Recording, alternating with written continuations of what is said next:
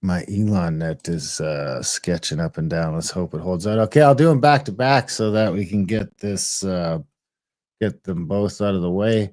Public safety minister, our buddy Abagabajiba or whatever his name was. We were talking. He was the gun guy, right? Public safety minister recuses himself from files on 2 terrorist groups.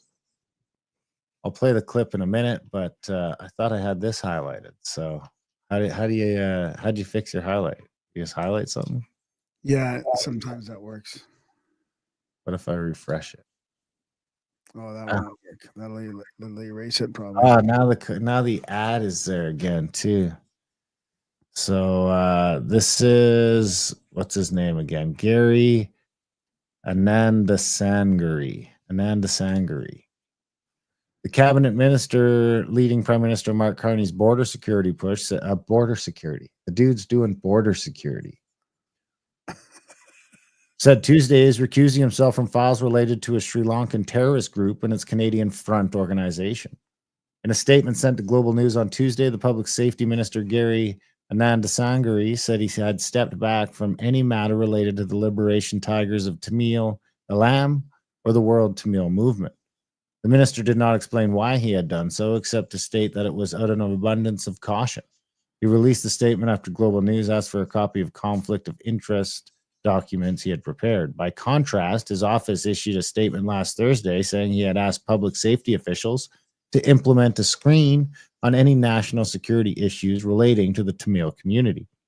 Ananda Sangari and his family are members of the Tamil community, it said, and he had asked public safety officials to implement a screen to ensure that there is no perception of any conflict. Global News asked the minister's office Tuesday why he had recused himself from files on the 2 terror groups and why he changed the description of the topics deemed off limits, but he has not responded.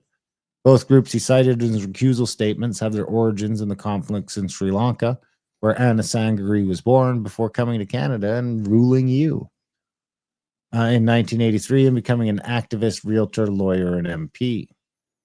The Liberation Tigers of Tamil Eelam, or LTTE, fought a 25-year civil war against the Sri Lankan government forces in an attempt to carve a separate state out of the tiny island nation off India's southern tip. In 2006, Canada placed LTTE on its list of terrorist entities, citing its terror attacks against civilian centers and political assassinations, such as the 1991 killing of former Indian Prime Minister Rajiv Gandhi. You know, when you're going to piss off the Indians this much, it's probably not a great idea to let so many of them into the country. Just saying. What do you mean? Who's pissing off the Indians? Well, this group that is now we're allowing into our government killed the Indian Prime Minister in 1991. And they were pissed off about jug meat too, right? Because and all this Khalistani shit. I know, yeah, who knows what's gonna happen between all these factions, right?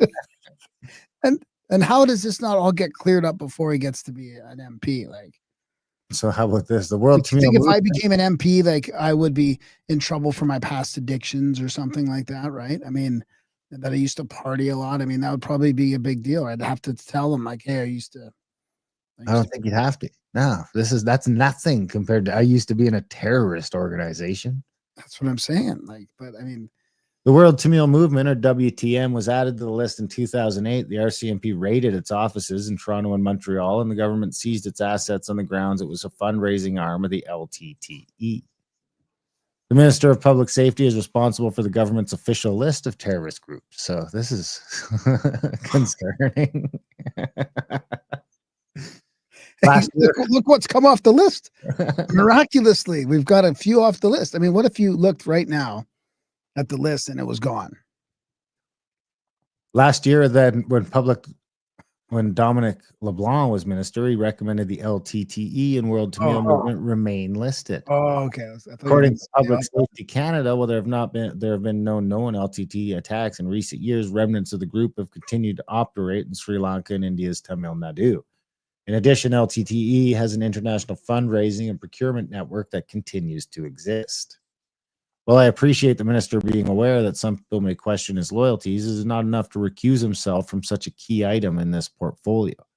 The PM needs to reassign this minister and bring in somebody completely free of appearance of conflicts.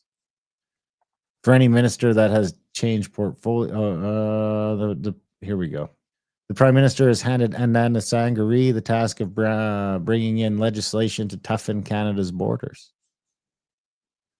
So I think I can probably leave it at that. Government forces routed the LTE in 2009 and killed its leader. After the war ended, Ananda Sangari helped hundreds of Sri Lankan migrants who had paid human smugglers to ferry them to Canada's west coast on board the ships MV Ocean Lady and MV Sunsea. He and his wife have also been critical of Canada's national security agencies, particularly when it comes to their handling of issues related to Tamil refugees. So this is You great. don't say. You don't say. Now we're going to start funneling some new goons.